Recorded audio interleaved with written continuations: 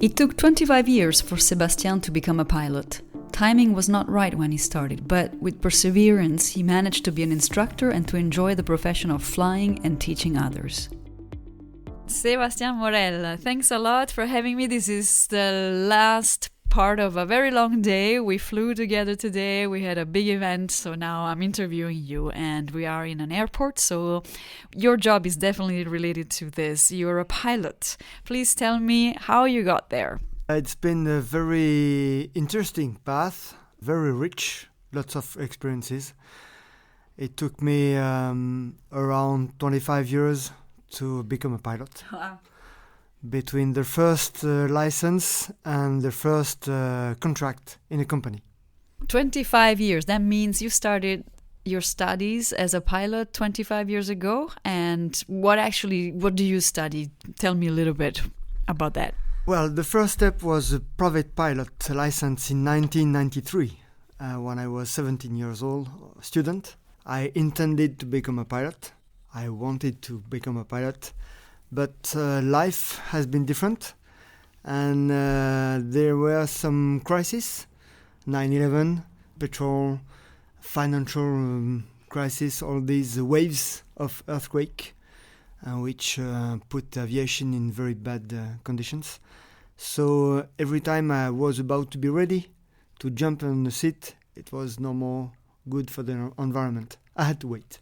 Of course, when you become a pilot, you need to practice. You need to have a minimum amount of hours in order to keep your license. So how did you juggle between these two, though? So you needed to have a job to make a living, and then also you needed to stay a pilot. So how did you work for the next years? I had the goal to collect as much experience as possible for the day when I will be a pilot. I said, okay, it has to be one day it will happen. So I had different jobs in team building, air traffic control.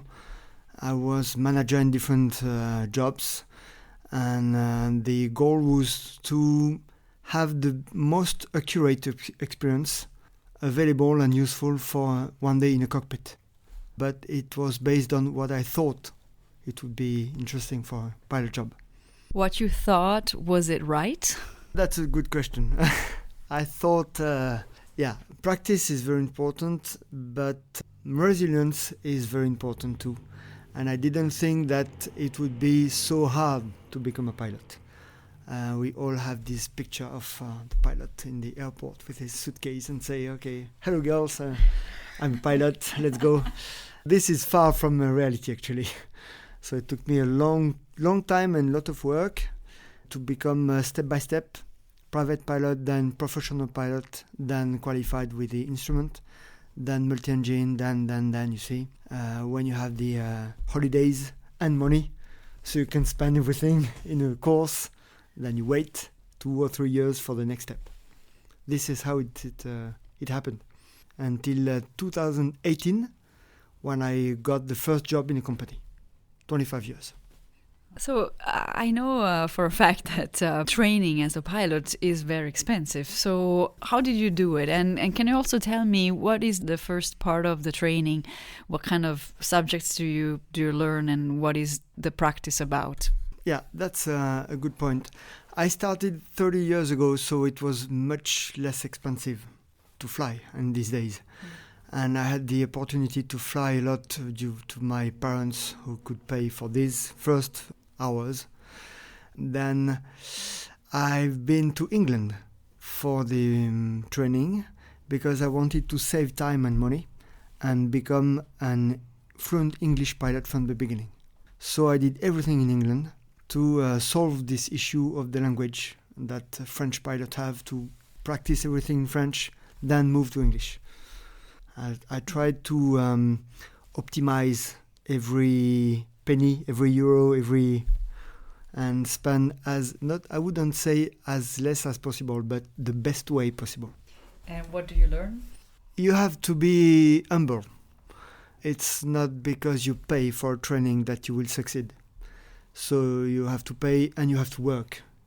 And it's all these 2 points are very different but complementary. You can't do one without the other. This is aviation. According to me, you have to prove that you want to succeed. You have to move forward by yourself. So you can become a paid pilot once you take the next step. So PPL is private pilot license, and then there is a CPL, right? Commercial pilot license. So once you are reaching that step, how do you propose your services to a company? Do you apply to many companies? Do you do jobs that take you as close as possible to becoming a pilot? What was your experience with this? You always can apply, but you will never have any answer with only a commercial pilot license. But what you can do, what I did myself, was parachute dropping, because you don't get paid, but you don't pay anymore for the flying hours, which is a big difference. And you have an experience, because parachute dropping is under pressure. It's demanding. So you have big days, you have to guarantee the safety and everything. You are on your own in the aircraft. And these guys behind just want to jump at any time, any price, any condition. And you have to say no sometimes. This is very good school for this. You have to know where you can go, where you have to stop. And I did this almost 250 flying hours in parachute dropping, which was a great experience. That's great. So you were shooting, dropping parachuters, and so you were not paid, but you had to make a living, right? So what were you doing on the side that would allow you to earn your living? I had a job. At this time, I was air traffic controller in the Air Force, and I have used my holidays to do parachute dropping, and weekends also. So it was optimization of time and all the means possible. I had the job, and I had to manage these calendars. I had a family too, so several days in one day. Good school too. I bet. I mean, when we were flying, I could see how familiar you are and confident about radio communication. So can you tell me a little bit about air traffic control and what are the skills there that could be very interesting for our listeners? So when you do the air traffic control, so you have to know the rules, which are the same as for the pilot, because the environment is the same. And you have to be able to catch what's going on. Time is a very high pressure in control. You have to find a solution for the pilot. He's in flight, you are on the ground, but you don't have time anyway. You have to find a solution, so you have to be creative, you have to explain yourself and deal with this and talk on the radio, even if it's an emergency. And this is something today which is useful, as we saw in the aircraft. So going back to being a pilot, what is it that really attracts you to the job? Like, why do you really want to be a pilot? It's a print on me. When I was 9, we flew from France to Réunion Island, which is near Mauritius in the Indian Ocean. And we've moved there for living. It was my first flight. It was a night flight. It was Boeing 747, big aircraft. And in the night, it was really quiet in the aircraft. And this big plane was in the night. It was amazing. I keep this atmosphere, this feeling. And this day, I decided to become a pilot from this day. And I never changed my opinion. That's a typical childhood dream that has come true, and it wasn't easy because it took you years, right? So what do you do now as a pilot? Today I'm an instructor. I guess it's the good time for this, because instructor, it's not only a technical job. You have to be a manager of the student. According to me, this is what I think. You have to manage the situation, manage the student. He or she has to learn as best as possible. So the instructor must manage everything around, and the workload also, safety, and how you transmit, how you help the student reaching the goal of the flight. I really am, I would say, very impressed by this. I didn't think it would be so intense. I really appreciate it. When I think of the PPL, which is what I'm learning right now, so that's why I'm mostly comfortable with. I do see lots of theory and subject matters that can be difficult if you don't master, mechanics or thermodynamics and physics and so forth. Do you think it's becoming a pilot could be for everyone, or is it? Does it have to have a particular set of skills to start with in order to become a pilot? Lots of people think or believe that it's a technical profile, but I would say everything depends on how you learn it, in which condition, and what's your goal. If you want to be a leisure pilot for your own, it will be different from a professional goal. So yeah, some mechanics and all this stuff have to be understood and so on. But everything can be explained to me. It depends on how we do this, how we explain, how we illustrate. My way of working is the English way. How I learn the same way in England is very pragmatic. I didn't want to teach today as I didn't want to learn academically. You see, a board, a book, you read, you learn, you understand, that's all. I prefer jump in the aircraft and show the student how it works, how we do, and much more than anything else, let the student do its mistake and try and learn by himself. So guide him or her, but don't say, don't do this, don't do that, just try. Something that could be interesting for the listeners. What kind of recurring mistakes do you see in students that start flying? The biggest mistake, I would say, is to do what you think the instructor is waiting for you. I see.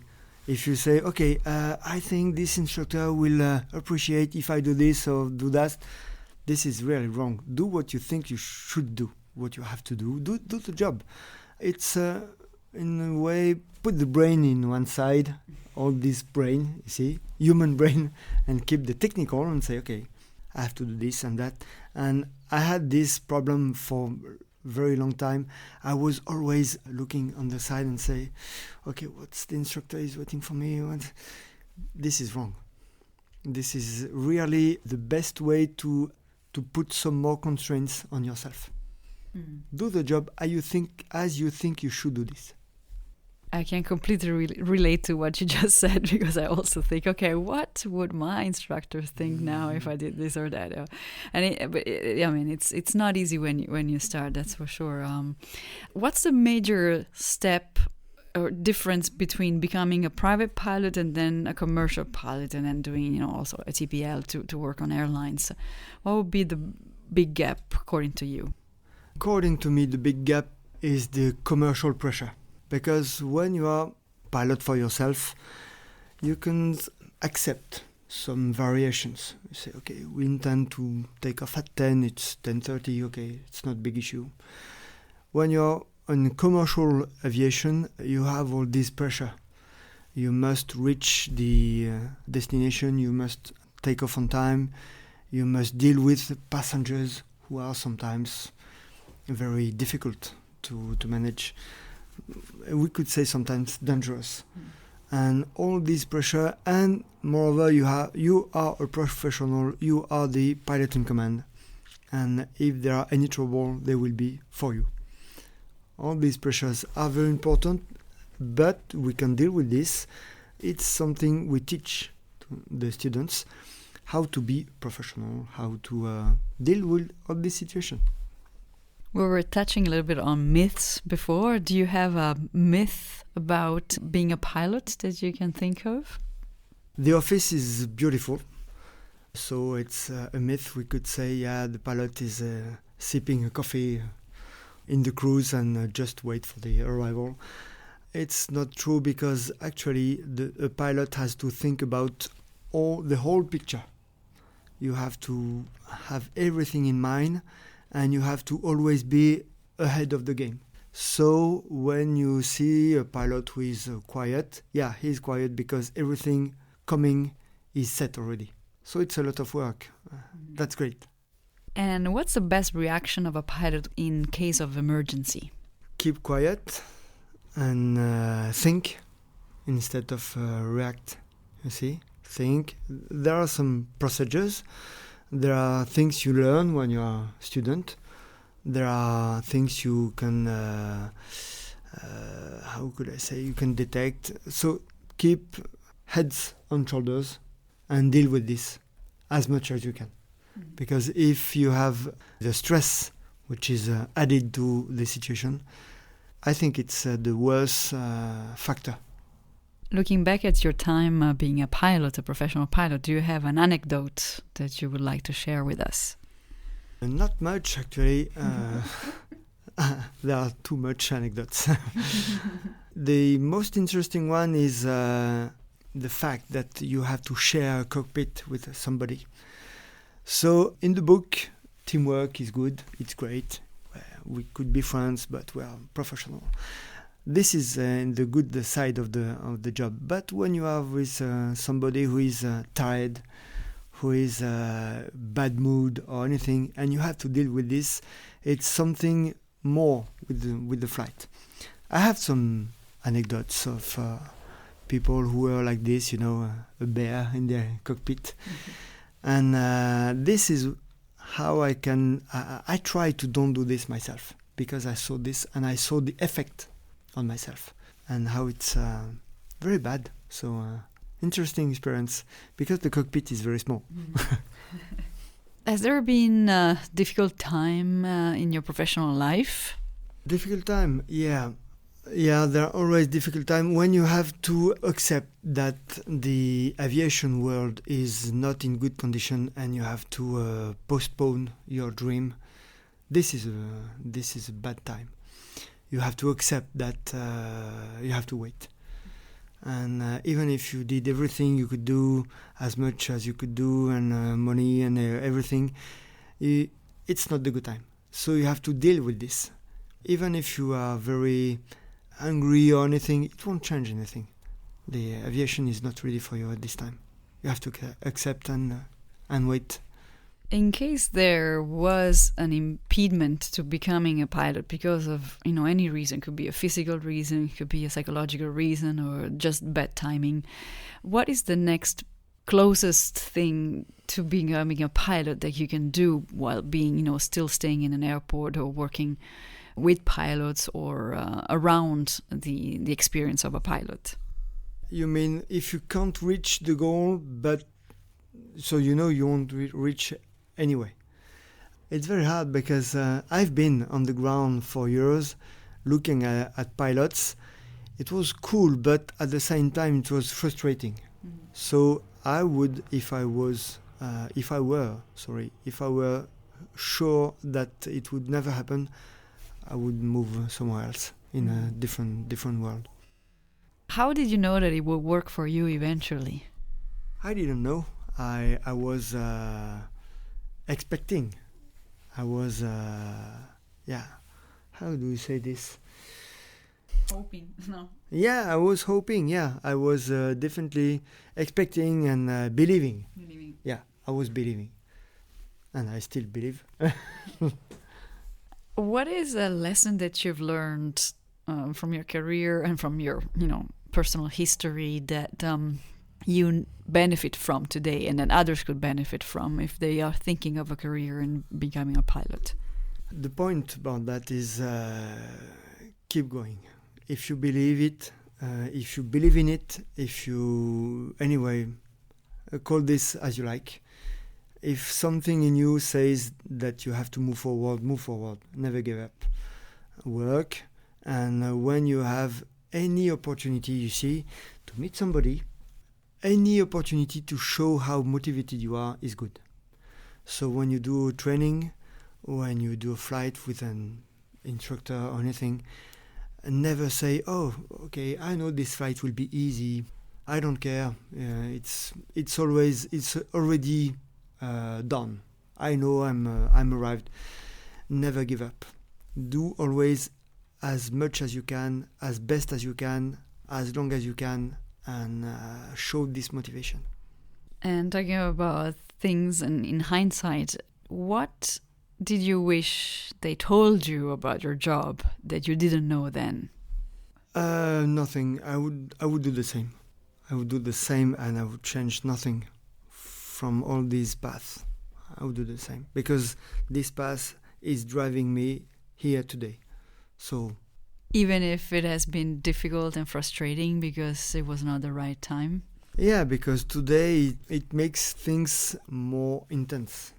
So I appreciate more today what's happening than if it had been maybe 20 years ago. It would be more normal, you see. Yeah, it makes sense. I wanted to do this. It happened easy. Mm-hmm. Today I really appreciate this life. And lastly, how do you see the career of a pilot changing in the future, with all the new technologies, with new aircraft coming in, with the electric mobility? Do you think it's going to be a different job in 20 years or 30 years, or is the base going to be the same? Yeah, it will change for the technological part of the game. It will change for sure, but the philosophy to me will remain the same, because you are in charge of humans.